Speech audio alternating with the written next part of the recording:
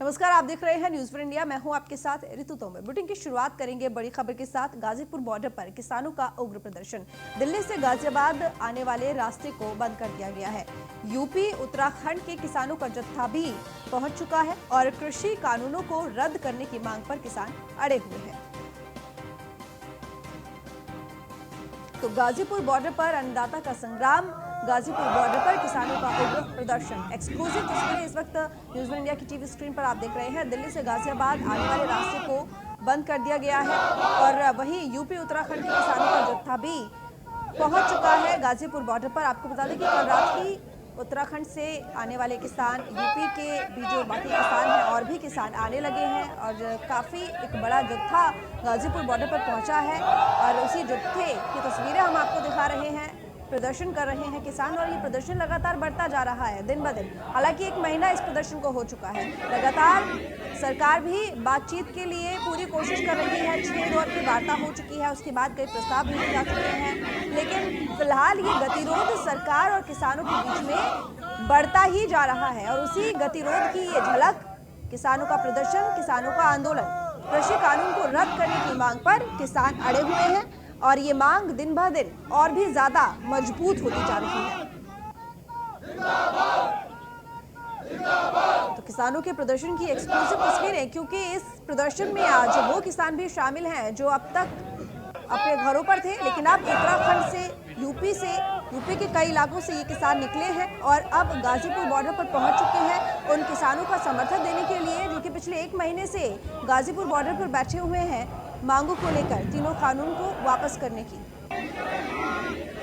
अब देखना होगा कि आखिर सरकार क्या कदम उठाती है, क्योंकि किसानों की बात करें तो ये पूरा ही आंदोलन लगातार बढ़ने की कगार पर ही है, क्योंकि किसानों की जिद है कि तीनों जो कानून है वो वापस हो।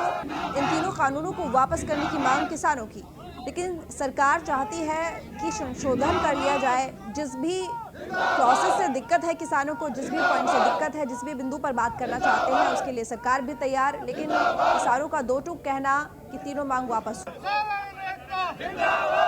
जो तीनों कानून है वो वापस हो, जो तीनों मांगे हैं वो किसानों की मानी जाए।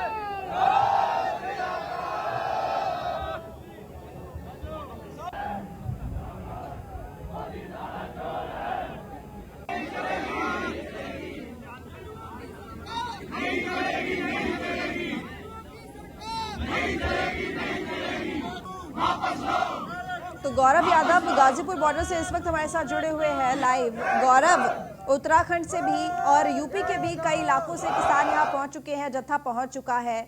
अब किसानों की मांग की बात करें तो तीनों कानूनों को लेकर दिन ब दिन वो और भी ज्यादा मजबूत होती जा रही है। किसानों के हौसले बुलंद होते जा रहे हैं दिन ब दिन, लेकिन वहीं सरकार लगातार ये कोशिश कर रही है कि किसी भी तरह से किसानों को मना लिया जाए। फिलहाल किसान क्या सोच रहा है? आप काफी समय से इन किसानों के बीच में हैं, क्या कहना है इन किसानों का, क्या उनकी सोच है? आखिर कब तक ये गतिरोध इसी तरह से किसान और सरकार के बीच में रहेगा? जी बिल्कुल, देखिए सबसे बड़ी चीज ये है कि किसान साफ तौर पर अपना रुख साफ कर चुका है और आज दिल्ली से आने वाला वही रास्ता पूरी तरीके से प्रतिबंधित कर दिया है, चाहे वो ऊपर का रास्ता हो चाहे वो नीचे का रास्ता हो। तो किसानों का साफ कहना है कि जो लिबर्टी अब तक सरकार को दी गई थी, जो रास्ते खोल दिए गए थे, वो रास्ते केवल एम्बुलेंस के लिए अब दोबारा से खोले जाएंगे, वरना पूरी तरीके से चक्का जाम रहेगा। और वही कारण है कि आज किसानों ने जैसे ही संख्याबल बीती रात बढ़ा, सुबह से ही रास्ते बंद कर दिए हैं और सरकार को साफ तौर पर निर्देश दिया है, सरकार को साफ तौर पर अपनी मंशा जाहिर कर दी है कि अब रास्ता तब जब हमारा समाधान हो जाएगा। हम आपको एक सूरत हाल दिखाते हैं कि कितनी बड़ी संख्या में जो किसान है वो यहाँ पर पहुंचे हुए हैं। वहीं दूसरी तरफ यदि बात करें तो आपकी जहां तक निगाह जाएगी वहां तक पूरा जो ट्रैफिक है उसको डाइवर्ट कराया जा रहा है, वापस मोड़ा जा रहा है, लेकिन किसान साफ तौर पर स्पष्ट करे हुए हैं कि अब केवल पहले हमारी बात मानी जाएगी, उसके बाद ही ये रास्ता खोला जाएगा। हमारे साथ किसान है, उनसे बात कर लेते हैं, समझ लेते हैं। अच्छा, ये जो रास्ता आज बंद किया गया है, ये रास्ता कब खोला जाएगा? ऐसा कुछ नहीं है कि कब खोला जाएगा, जब तक हमारे जनप्रतिनिधि इसके बारे में नहीं बता देते कब खोला जाएगा। नहीं, क्या लगता है सरकार से बात कैसे संभव होगी क्या बीच का रास्ता निकाला जाएगा या पूरे कानून वापस? पूरे कानून ही वापस ले जाएंगे। बीच का रास्ता निकालना था तो अब तक तो निकल गया था कई रास्ते। वो तो कानून उन्होंने लगभग खत्म कर दिए हैं, बस नाम मात्र के लिए वो कानून रख रहे हैं। वही बात होगी ना कि किसानों ने कहा ये जहर जो है 10 ml में से 9 ml उन्होंने निकाल दिया है, 1 ml बचा है, मगर किसान कह रहे हैं हमने जहर की बोतल भी नहीं छोड़नी। ये कहानी है इस टाइम कि कानून वापस ही लेने हैं और कोई शर्त है ही नहीं किसानों की। इसके अलावा कानून वापस हो जाए तो आप लोग वापस हो जाएंगे और कुछ मांगे आ जाएंगी? नहीं, और मांगे क्या, और किस चीज की क्या मांगे? भाई किसान की यही मांगे, ये तीनों काले कानून वापस लो और हम भी अपने अपने घर जाएं। हम एमएसपी में जो गारंटी की बात कर रहे हैं उसकी जरूरत नहीं? क्यों ना, एमएसपी में गारंटी होगी, वो क्यों नहीं होगी? वो तो सबसे उस पे कानून जब तक नहीं उस पे कानून बनना चाहिए। यानी कि ये कानून वापस हो और एमएसपी पे गारंटी हो। हाँ, और उस पे कानून बने जो एमएसपी से कम पे रहे, उस पे कानूनी कार्रवाई हो। कहाँ से हुआ सर? बाजपुर उत्तराखंड। क्या उम्र होगी? नहीं, 27। किसानी करते हुए कई सरकारें आई, कई सरकारें गई, आज क्या नौबत आई? ऐसी क्या नौबत आ गई कि अब किसान को सड़क छोड़ना? सर दिक्कत ये थी कि पहले हम धान बेच के आते थे, जो रेट 1500-1600 को बिक जाता था, और इस जो कानून बनने के बाद में 1000 रुपए कुंटल धान बिक रहा है। ठीक है, ये दिक्कत हुई है। हाँ जी। तो कहीं ना कहीं देखिए सबसे बड़ी चीज ये है कि एमएसपी पर भी खरीद ना होना, कानून में जैसे ही असीमित भंडारण की बात कही गई, असीमित भंडारण की छूट दी गई, उसके बाद से किसानों को लगने लगा है कि जो एमएसपी न्यूनतम समर्थन मूल्य सरकार तय करती है उस पर भी खरीद होना असंभव हो जाएगा। और वही कारण है कि एकाएक किसान यहाँ एकत्रित होता जा रहा है और सरकार से केवल कानून वापस कराने, यानी बीच का रास्ते की कोई गुंजाइश नहीं, केवल कानून वापस कराने की मांग कर रहा है। जी, लेकिन गौरव, अगर इसी तरह से जिद पर अड़े रहेंगे तो आखिर कैसे काम चलेगा? अगर सरकार ने एक कदम आपकी तरफ बढ़ाया है, क्योंकि 6 दौर की वार्ता हुई है, कई बार प्रस्ताव भेजा है, एक बार फिर से प्रस्ताव भेजा गया है, चिट्ठी भेजी है कृषि मंत्री ने, ऐसे में किसानों को भी सोचना चाहिए आखिर सरकार किसानों के लिए कोई कदम उठाएगी तो इसलिए थोड़ी ना उठाएगी कि उसमें किसानों का बुरा हो, भला सोचने के लिए ही कदम उठाया गया है ना। तो ये बात किसान क्यों नहीं समझ रहे? करते हैं, क्या लगता है? देखिए आप अड़े हुए हैं कि किसान बिल वापस करवाए, सरकार अड़ी हुई है कि वापस नहीं, संशोधन के लिए तैयार। तो यदि बीच का रास्ते की बात यदि नहीं निकाली जाएगी, बीच के रास्ते की बात नहीं की जाएगी तो कितना लंबा चल सकता है? सर देखिए हमें कोई चीज मोल के हम नहीं ले रहे हैं, ठीक है ना? हमारे सब गेहूँ, आटा, धान, चावल, सब मसाले हमारे घर का हो रहा है, ठीक है? हमें किसी की कमी नहीं है, ठीक है? हम जब तक सरकार नहीं मानेगी, हमें चाहे 4 साल भी बैठना पड़े ना, हमें कोई दिक्कत नहीं है। यानी कि तैयार होकर आए हैं, मन अपनी फसल पूरा तैयार, हम हर तरह से मजबूत। 20 रुपए का लंगर ये कभी नहीं खत्म ऐसे है सर, किसी भी चीज की कोई हद होती है। आपने देख लिया होगा, लगातार आप भी डटे हुए हो और किसान भी प्रतिदिन सबसे कमजोर बॉर्डर गाजीपुर बॉर्डर माना जा रहा था, यहाँ पे किसानों की संख्या सबसे कम थी। आज और कल में और एक हफ्ते में आपने देख लिया होगा यहाँ पे किसानों की कितनी संख्या हो गई है। सबसे बड़ी बात, एक हद होती है, किसी भी चीज की हद होती है। किसान कब तक इनका शोषण होगा? कितने 30 से ज्यादा हमारे किसान शहीद हो गए।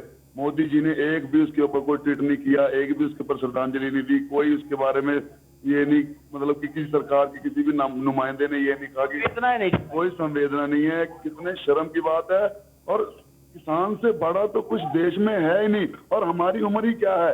हम तो मतलब हम बाजपुर से आए हैं कल में भी, हम 5000 से 10,000 के बीच में कल किसान बाजपुर से, उत्तराखंड से, काशीपुर, तारगंज, अपना रुद्रपुर, जसपुर, खटीमा, बहुत मतलब कि अभी हमारे किसान जो आ रहे हैं, इतने किसान यहाँ पे हैं, इतने हमारे किसान आ रहे हैं।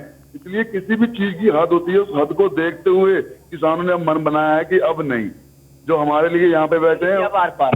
देखिए सबसे बड़ी चीज ये है कि जो किसान है वो समझ चुका है कि सरकार नहीं झुकना चाहती, और यदि सरकार का अहम ज्यादा है तो किसान भी अब अड़ने को तैयार है और साफ तौर पर कह चुका है कि अब राशन की कमी नहीं है, खाने की कमी नहीं है, समय चाहे कितना भी बीत जाए, कानून वापस करा कर ही जाएंगे, एमएसपी पे गारंटी लेंगे। इसके अलावा यदि ये दोनों चीजों के अलावा सरकार कोई और बात यदि कहती है कि कोई और रास्ता निकाला जाए, कोई और संशोधन किया जाए, कुछ ऐसा है जिससे पे सहमति बन जाए, तो वो क्या हो सकता है? सर देखिए, इसमें जो क्वेश्चन और जो सवाल आपने कहा है, इतने बड़े फैसले लेने वाले हम नहीं है, जो हमारे आगू हैं। किसान है, किसान। मैं किसान के दृष्टिकोण से बात कर रहा हूँ, किसी नेतृत्व के दृष्टिकोण से बात नहीं कर रहा, किसी नेता के दृष्टिकोण से बात नहीं कर रहा। मैं एक किसान से बात करके ये समझना चाहता हूँ कि यदि किसान को कुछ मिल जाए, क्या कुछ मिल जाए जिससे वो संतुष्ट हो जाए और वो यहाँ से अपने आप को विड्रॉ। तीनों कानून वापिस, और कुछ नहीं। हम ऐसी पे गारंटी। कानूनों में कमी क्या है, कमियां समझते हैं, क्योंकि हमने यहाँ के साथ पूछे, आप चल के आए हैं, कमियां क्या है? कमियां, हर कानून दूसरे कानून से जुड़ा हुआ है, दूसरा कानून तीसरे कानून से जुड़ा हुआ है। मैं यहाँ पे मंच पे संचालक था। ठीक, आज चलिए गौरव, आप बने रहिए हमारे साथ, अपडेट देते रहिएगा। लखीमपुर खीरी से खबर, जहां पर गैस एजेंसी के मैनेजर से हुई लूट का खुलासा। मैनेजर ने अपने साथियों के साथ मिलकर बनाई लूट की योजना। जिला अस्पताल में तैनात निजी कंपाउंडर ने रची थी साजिश। मैनेजर ने कंधे पर चीरा लगवाकर पिस्टल की गोली रखवाई, तो मैनेजर ने गोली मारकर लूट होने का ड्रामा रचा और पुलिस ने मामले में 4 लोगों को गिरफ्तार भी कर लिया। तो आरोपियों से रुपए, पिस्टल, 2 जिंदा कारतूस बरामद किए गए हैं। आरोपी निजी कंपाउंडर ने ही रची थी लूट की साजिश, जिसका खुलासा अब पुलिस ने कर दिया है। तो लखीमपुर खीरी से खबर, जहां पर गैस एजेंसी के मैनेजर से हुई लूट का खुलासा हुआ। मैनेजर ने अपने ही साथियों के साथ मिलकर ये लूट की योजना बनाई थी। ऐसा किया है, बताते हैं कि इमरजेंसी में कंपाउंडर प्राइवेट तौर पे काम करता था, जो कि गोली जिसने इम्प्लांट की है एक लूट के उसकी। नहीं, हमारे इस तरह का कोई प्राइवेट आदमी काम नहीं करता है, ये कहना सरासर गलत है। तो पुलिस का ऐसा कहना है, उसकी सरकारी फैसला। नहीं, ये गलत आरोप है। तो मैनेजर ने कंधे पर चीरा लगवाकर पिस्टल की गोली रखवाई। मैनेजर ने गोली मारकर लूट होने का ड्रामा रचा पूरा, और पुलिस ने मामले में 4 लोगों को गिरफ्तार कर लिया। तो आरोपियों के पास से पिस्टल, 2 जिंदा कारतूस, आरोपी निजी कंपाउंडर ने ही लूट की पूरी साजिश रची थी। अवध जायसवाल हमारे साथ जुड़े हुए हैं इस वक्त लाइव, ज्यादा जानकारी के लिए। अवध, इस पूरे मामले का खुलासा तो पुलिस ने कर दिया है, आखिर कैसे इस पूरी वारदात को अंजाम दिया गया, क्या साजिश रची गई, आपसे जानना चाहेंगे।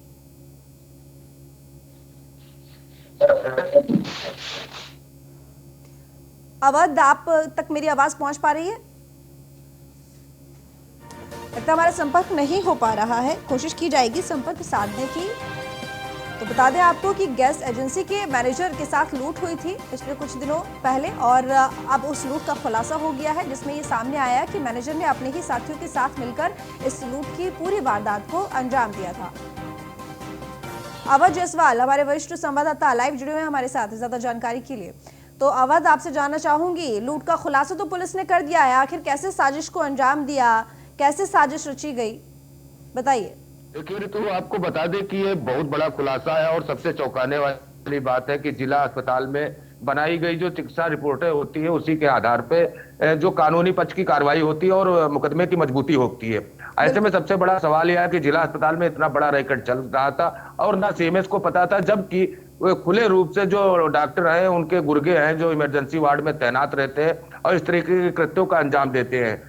इसके बावजूद भी जब अधिकारियों से बातचीत की जाती है, अधिकारियों को समझाया जाता है कि इस तरीके के लोग कृत्य का अंजाम दे रहे हैं, लेकिन उन पर कोई असर नहीं होता है।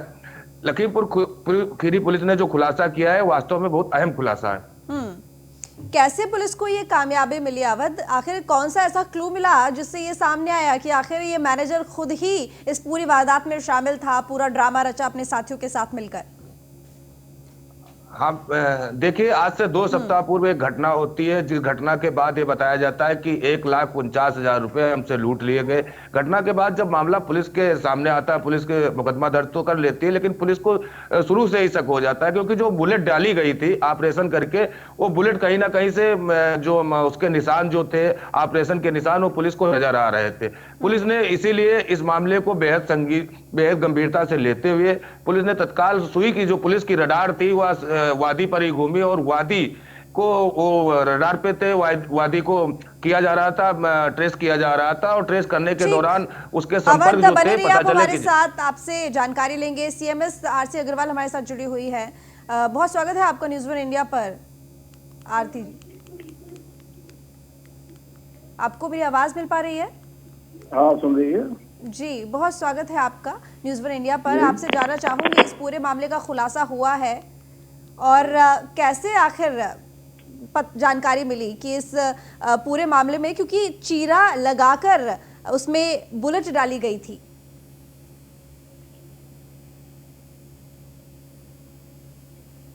अब इसके बारे में पुलिस ने ये बताया है और हमारे जो आरसी जी, हुआ सबसे था, बड़ी बात ये कि सरकारी अस्पताल के ही एक कंपाउंडर के द्वारा ये पूरी साजिश रची गई है। नहीं, हमारे यहाँ कोई सरकारी कर्मचारी नहीं है इस नाम से, ना ही कोई काम करता है। ये भ्रामक खबर है। इसमें ये सामने आया है कि ये कंपाउंडर काम करता था अस्पताल में। नहीं, हमारे यहाँ काम नहीं करता कोई इस तरह का आदमी। फिर ये अस्पताल में कैसे पहुंचे? हेलो जी, अस्पताल में पहुंचा कैसे फिर ये?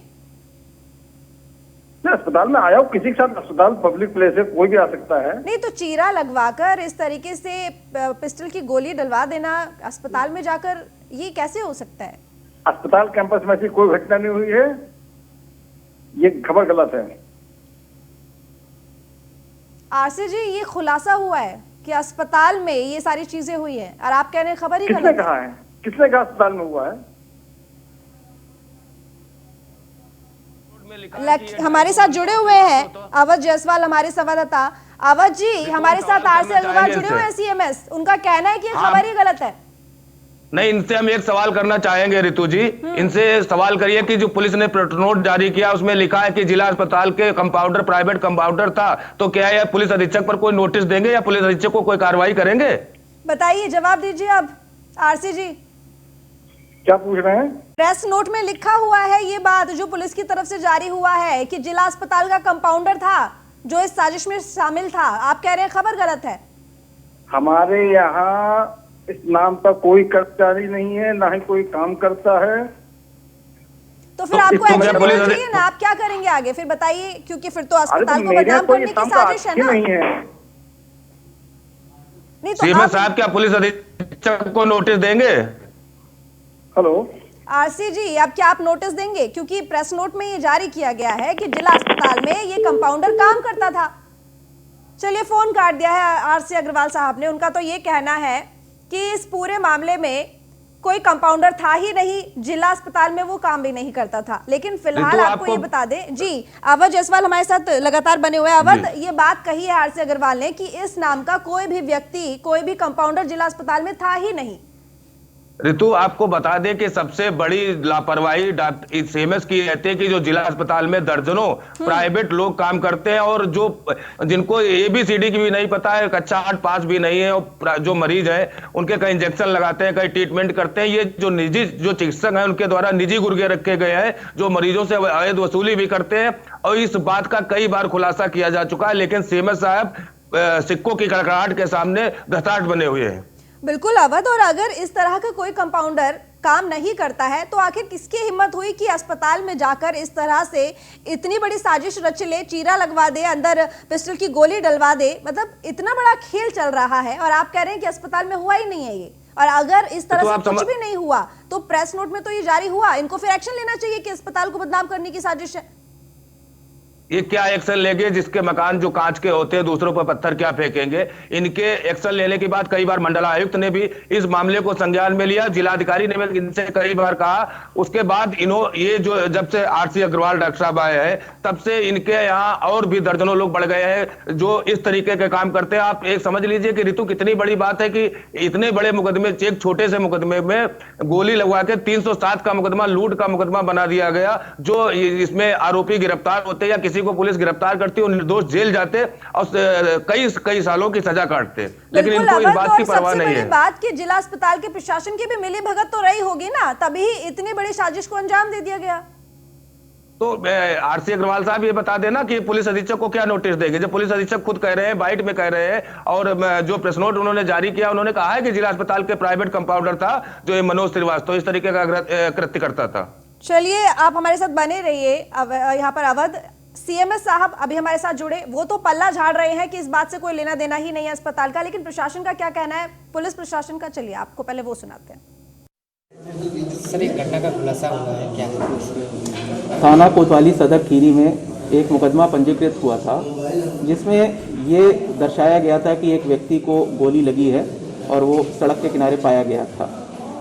उस घटना में विवेचना के क्रम में ये पाया गया कि वो जो इंजरी का मार्क था वो गन शॉट इंजरी नहीं होना पाया गया, जिसके बाद पुलिस को शक इस पे गहराया और इसकी गहराई से जब विवेचना की गई तो ये तथ्य सामने आया कि उस व्यक्ति के द्वारा जिस गैस एजेंसी में वो काम करता था उसके 1,39,000 रुपये उसके कस्टडी में थे जिसको लेके जा रहा था।